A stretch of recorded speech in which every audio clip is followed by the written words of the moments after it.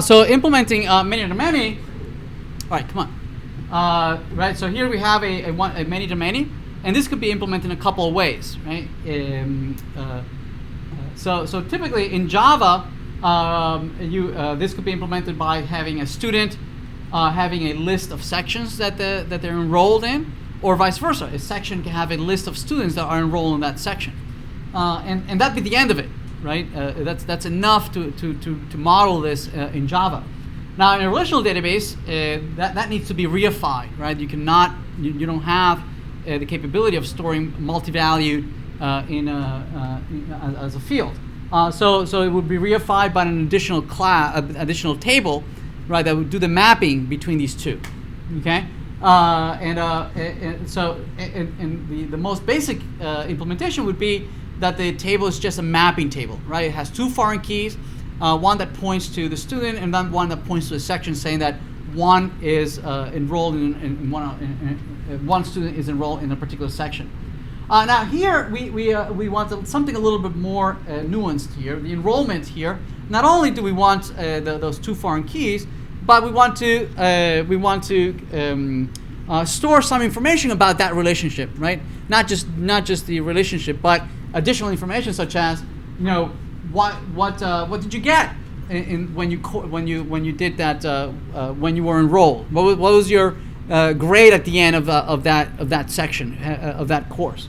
And other. So typically we call that an association, right? It's not just a mapping, but it's an association, and that could certainly be implemented in a relational database as additional fields to the mapping table. But then it wouldn't be just a mapping table; it would be referred to as an association table. Okay, and also in Java now, if you want to capture those additional fields, then just a list pointing to in both directions is not enough, right? You would have to have an additional class that actually captures that information about that particular association.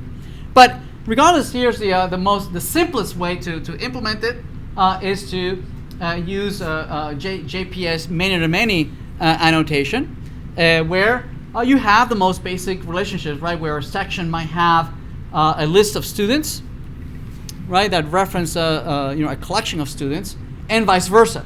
The students will also have a list of sections pointing the other way around.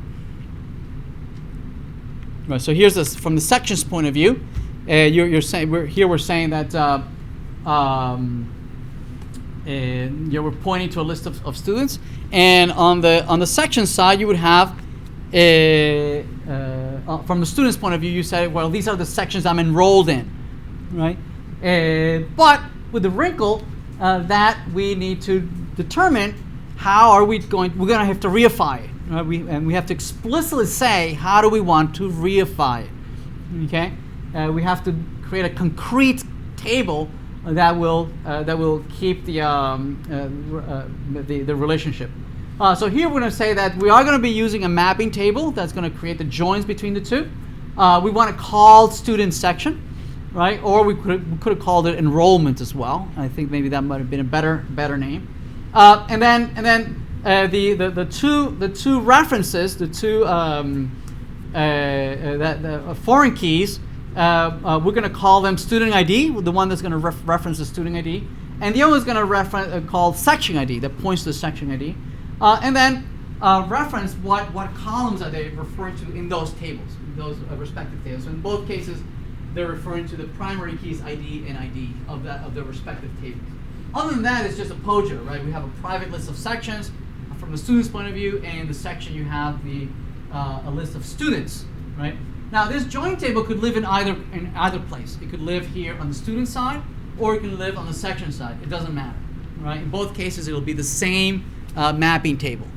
Okay, so if we go on and do that, this is the join table that will be generated with the two foreign keys. With both constraints are declaring both of these keys as foreign keys, referring to those the target tables and their primary keys, right? Like what you would expect. Okay. Now to post these sections, Here's a case where we're able to create a section or insert a section. That might be also as well.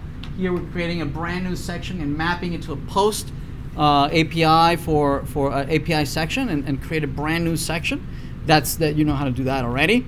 And here's a Postman example of creating a brand new section or inserting it from the from SQL. And here, find all sections is just retrieving all sections and using the find all in the boilerplate section repository find all, which returns both sections that we created. So no surprises there. Okay, here's where it gets interesting of creating the relationship between the two. And this is the same case as we looked at when we saw faculty and courses that it was both directional, right? If I can either start from the course and set the author, or from the author I can add courses that were authored, right? In either case, I should be able to update the other relationship. Okay. So here's from the point of view of the section. So if I have a section, I can enroll a student, right? If I enroll a student, I'm just going to add it to my local collection of enrolled students, right? So that's trivial, right? But I need to do the inverse. I need to say, hey, student, do you know that you're enrolled in this section? If not, then I'm going to add myself to your enrolled sections. Okay, so now they're pointing to in both directions, right? Or you can start the other way around from the student's point of view, right? So you want to enroll a section. If you enroll a section, then obviously you're going to add the section to your list of enrolled sections, but you have to create the inverse as well. You have to say, hey section, do you know that you have this student enrolled in you? Right. So if it's not there, we're going to add this student to that section. Right. Either one. Right. It would be redundant to use both. Okay. Either one will update the other. Okay. That's why you should check to see if it hasn't been already added. Right, because it might have been from the other direction, right? So we don't want it to be redundant. So once that's done, we can enroll in both directions. We can start from the section and then enroll a student, or vice versa. Start from the student and enroll a section, right? And typically we would provide both, either one or the other, depending on the use cases, right? Either obviously from a student's point of view, their user interface, right, might typically be using a service that starts from the student's point of view, right? But if this is from a registrar's office point of view, a use case from the registrar's office, typically the APIs will start from a section's point of view, right? And again, depends on your application. So here we're doing it from the section's point of view. We first get a hold of the so typically we'll have both repositories, the section repository and the student repository, because we'll need to retrieve both student and sections, right? And then we'll say section.enroll student, right? And then save the section. We could have done the other way around. We could have said student.enroll section, and then save the student. Would have been the same thing, okay? And again, just to be complete, right? There's the inverse API, right? If you start from the student's point of view, you can provide the student ID and then the section ID, and then this would retrieve both, again, the section and the student, and it's just you doing the inverse enrollment. Okay?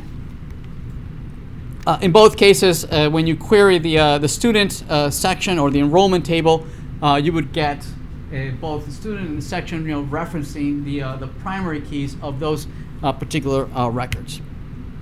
Okay? All right, let's leave it here.